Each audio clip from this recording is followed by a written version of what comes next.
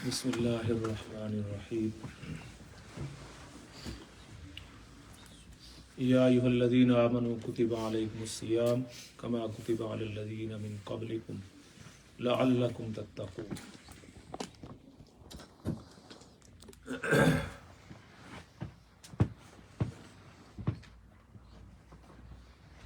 اللہ رب العزت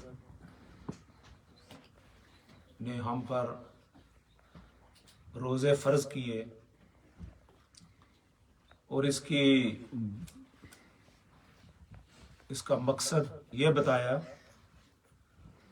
کہ روزے کا مقصد کیا ہے، کس لیے آپ پر روزے فرض کیے گئے ہیں۔ کیا آپ کو بھوکا اور پیاسا رکھنا مقصود ہے؟ فرمایا یہ نہیں، مقصود یہ ہے لعلکم تتقون،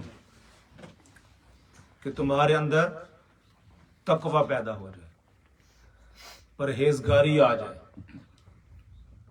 تقوی کے کئی معنی کیے گئے، ایک معنی یہ کیا گیا ہے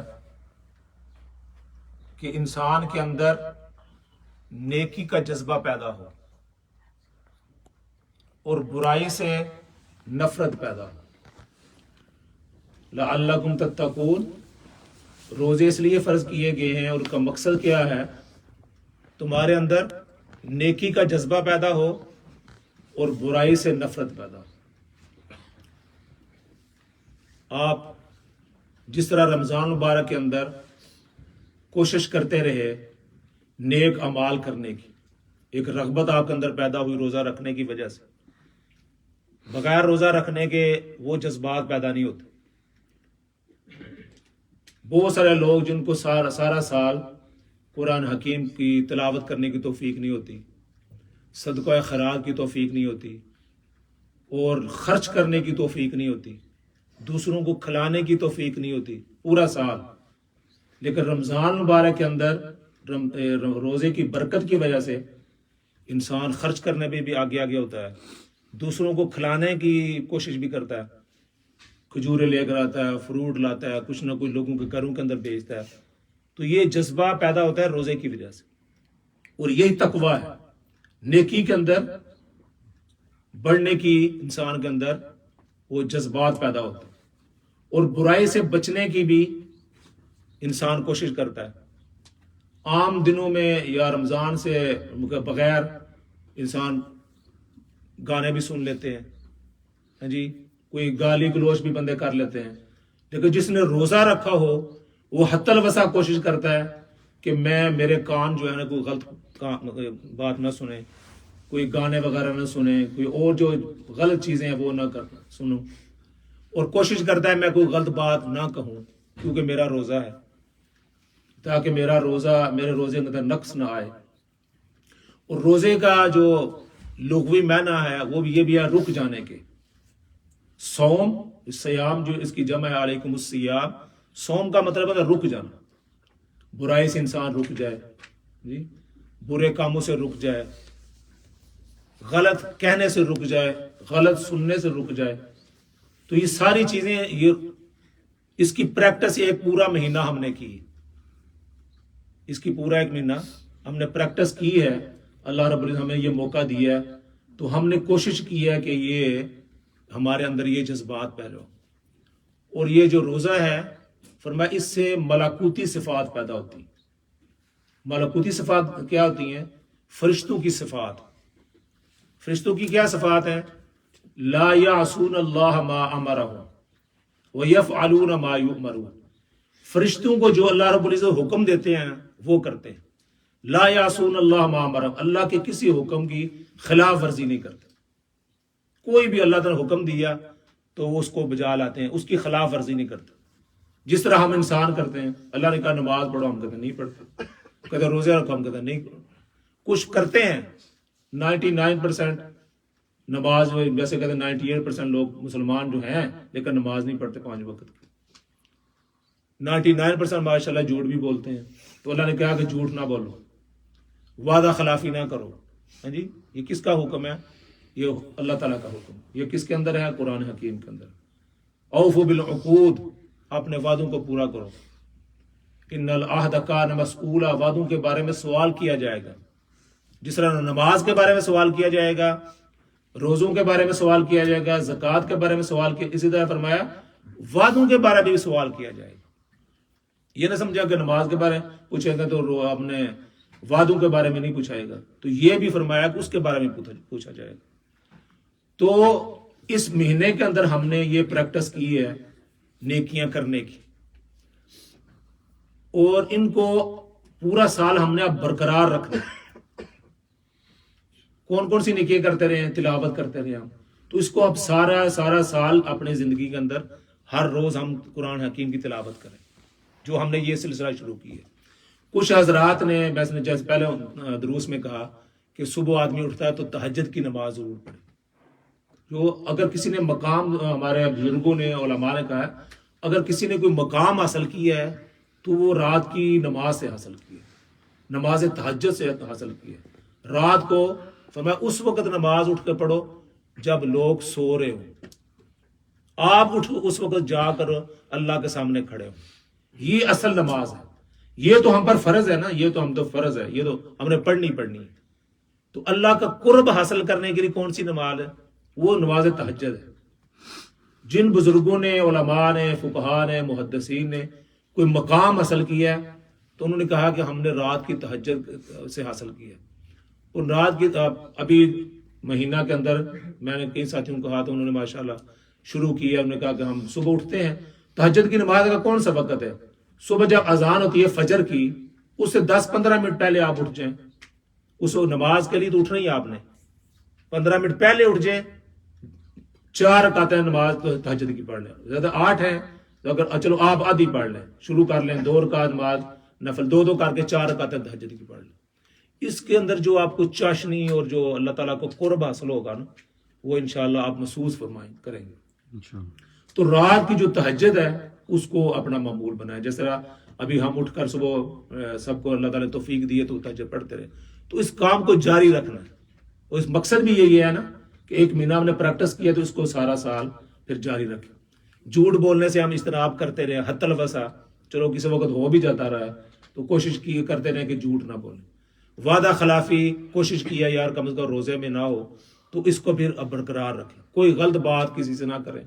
اور پکڑ جو ہے نا، جو اللہ کی پکڑ آتی ہے وہ اللہ کے بندوں کے ساتھ غلط بیانی کی وجہ سے، ان کو دکھ دینے کی وجہ سے، اللہ کی کسی بھی مخلوق کی وجہ سے. ایک دفعہ نبی پاک صلی اللہ علیہ وسلم نے دیکھا کہ کسی آدمی نے نا یہ جو چمٹیاں ہیں ان کو آگ جو ہے نا لگا دی جلانے کے لیے، بگانے کے لیے. فرمایا کہ نہیں، کسی کو اللہ کی مخلوق کو آگ کا عذاب ہے. ویسے چلو کسی بندہ کوئی تکلیف دینے والی چیز ہے تو اس کو مار دیں، لیکن آگ سے اس کو نہ جلائیں. بلکہ اللہ کی کسی بھی چھوٹی سی چمٹی، چھوٹی سی اینٹ اس کو کہتے ہیں انگلش میں، اس کو بھی مارنے کا اور جلانے کا نہیں حکم ہے. تو کسی انسان کو تکلیف دینا، اور فرمایا کہ جو ایک تو اپنی جسمانی تکلیف ہوتی ہے، دوسری جو ہے نا تکلیف زبان کی تکلیف ہوتی ہے. وہ عربی کا ایک شعر ہے، فرمایا جراحات السنان لہل تیام، جراحات السنان لہل تیام ولا یلتام ما جرح اللسان. جو تلوار کے زخم ہوتے ہیں، کسی نے آپ کو تلوار ماری کسی ایک بندے کو، تو اس کے ساتھ جو زخم ہوا ہے وہ تو کسی نہ کسی دن بھر جائے گا، ٹھیک ہو جائے گا. لیکن آپ نے کسی کو زبان سے جو کسی کو زخم لگایا وہ ساری زندگی اس کو نہیں بھولے گا. ہم دیکھتے ہیں اس کا بھائی اس نے مجھے 20 سال کو مجھے بات پہلے کہی دی یار، آج تک میں بھولا نہیں، آج تک میرے دل کے اندر نفرت ہے. تو ہمیشہ فرمایا وقولوا للناس حسنا، ہمیشہ لوگوں سے اچھے انداز سے بات کریں، اچھے انداز سے بات کریں. یہ نہ دیکھیں کہ فلاں آدمی جو ہے نا وہ غلط کر رہا تھا تو میں بھی غلط کروں. آپ نے اپنے لیول سے نیچے نہیں گزرنا. عائشہ صدیقہ رضی اللہ تعالی عنہا اور نبی پاک صلی اللہ علیہ وسلم ایک دفعہ کھڑے تھے، تو ایک شخص آیا تو وہ ادھر سے بندہ اس طرف آپ صلی اللہ علیہ وسلم کے پاس آ رہا، تو آپ نے فرمایا کہ یہ بندہ اچھا نہیں ہے، یہ بندہ اچھا نہیں ہے. لیکن جب وہ آپ صلی اللہ علیہ وسلم کے پاس آیا تو آپ بڑے پرتباک انداز سے اس سے ملے، کیا حال ہے، خیریت، بڑے خوش ہو کر. تو وہ جب چلا گیا تو حضرت عائشہ صدیقہ رضی اللہ تعالیٰ نے فرمایا یا رسول اللہ آپ تو کہہ رہے تھے یہ بندہ اچھا نہیں ہے، تو آپ تو بڑے اہتمام کے ساتھ بڑے اخلاق کے ساتھ اس سے ملے ہیں. تو فرمایا کہ عائشہ میں اپنے اخلاق سے گر جاؤں؟ میں اپنے اخلاق سے کیوں گروں؟ میرے اخلاق کا یہی تقاضا ہے. اگر وہ برا ہے تو یہ نہیں کہ میں اس کو اگنور کر کے ایسے آدھا سا ہاتھ دوں اور بڑے موڈ کے انداز سے، میں اپنے اخلاق کے اوپر رہوں گا. ٹھیک ہے، وہ اگر برا ہے لیکن مجھے اپنے اخلاق سے نہیں کرنا. تو آپ نے یہ نہیں کہنا کہ وہ برا آدمی ہے تو میں اس کو برے طریقے سے ملوں، آپ اس کو اچھے طریقے سے ملیں. تو اپنے اخلاق کا بھی مظاہرہ کرنا ہے. آج کا درس یہ ہے کہ ہم نے جو نیکی حاصل کی ہیں ان کو ہم نے قبر تک اور آخر تک لے کر جانا ہے. جیسے میں نے عرض کیا تھا، ایک حدیث ہے نبی پاک صلی اللہ علیہ وسلم فرمایا کہ کل قیامت کے روز انسان جو ہے یہ آسمان اور زمین کے درمیان جو ہے اتنی نیکیاں لے کر جائے گا. جی کتنا ذکر کیا ہوگا، قرآن کی تلاوت کی ہوگی، دعوت و تبلیغ کا کام کیا ہوگا، بے شمار مصیبتیں اٹھائی ہوں، لیکن وہ فرمایا کہ آخر میں وہ جہنم میں چلا جائے گا.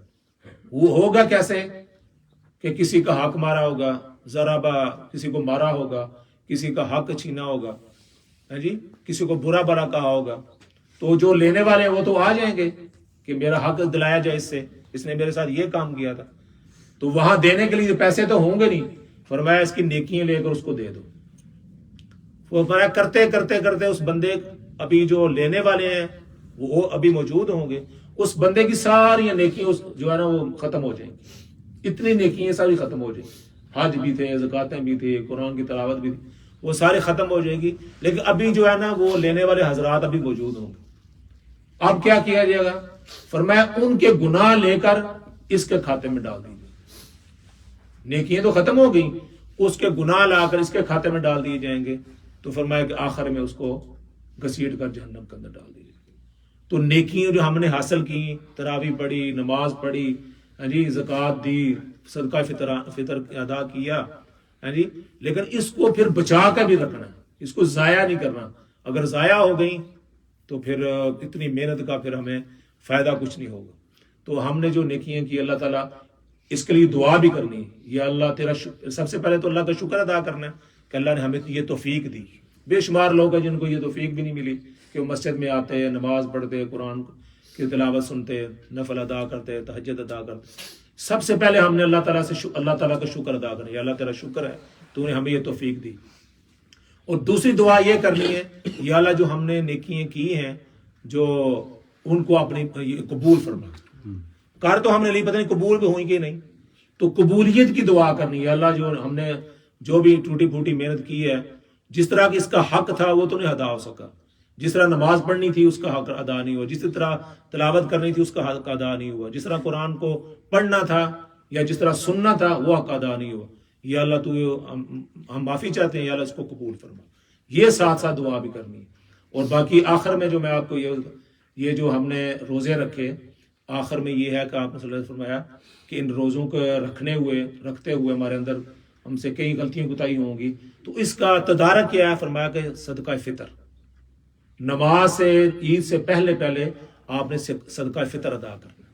وہ کتنا علماء نے اس وقت جو 5 پاؤنڈ رکھا ہے، تو آپ نے ہر گھر کے اگر 5 بندے ہیں تو 5 فی کس 5 پاؤنڈ، اگر چھوٹے بچے بھی ہیں ان کی طرف سے بھی ادا کرنا ہے. یہ ایک تو ہے یہ روزوں کو جو نقص رہ گیا، کوئی کمی کمزور رہی، اس سے اللہ تعالیٰ دور کر دیں گے. دوسرا ہے کہ یہ غرباء کا، مساکین کا حق ہے. جس طرح ہم اپنی عید کریں گے تو اسلام چاہتا ہے کہ وہ بھی شرعی شادی کے جو ان کے پاس نہیں ہے وہ بھی اس کے اندر شامل ہو سکیں. تو کوشش یہ کرنی چاہیے کہ پہلے ادا کریں. یہ نہیں کہ وہ مسجد میں جائیں تو وہ جب ڈبہ رکھا ہو تو اس کا پھر وہ فائدہ اس طرح نہیں ہے. پہلے ادا کریں، ابھی ادا کر دیں. تو اگر کسی نے پہلے ادا کر دیا تو وہ بہت اچھا ہے. لیکن یہ نماز کا انتظار نہ کریں کہ مسجد جائیں گے تو وہ اعلان کریں گے تو پھر ہم اس کے اندر ڈالیں گے. اس سے پہلے ادا کرنا چاہیے. تو اور کوئی جو نماز کے متعلق باقی تو آپ کو پتہ ہے جس طرح مصنوع میں ٹائم ہے تو اس کے لیے تیاری کریں. اللہ تعالیٰ مجھے جو پارک کے اندر، جو وارڈن پارک کے اندر مولانا خالد صاحب کی، اس کا ٹائم کیا ہے؟ 9 o'clock وہ پارک کے اندر ہے، منڈے کو انشاءاللہ العزیز. تو اگر ساتھی جانا چاہیں اور کوشش کریں وہاں جا کے پڑھیں اور 9 o'clock جماعت ہوگی انشاءاللہ ہے تو 8:30 پونے 9 پہنچنے کی کوشش کریں. باقی آپ کی جیسی مقامی مسجدیں ہیں یہاں تو فی الحال انتظام نہیں ہے, باقی جو آپ کی مقامی مسجدیں ہیں وہاں نماز پڑھنے کی کوشش کریں. اللہ تعالیٰ آپ کوشش کریں.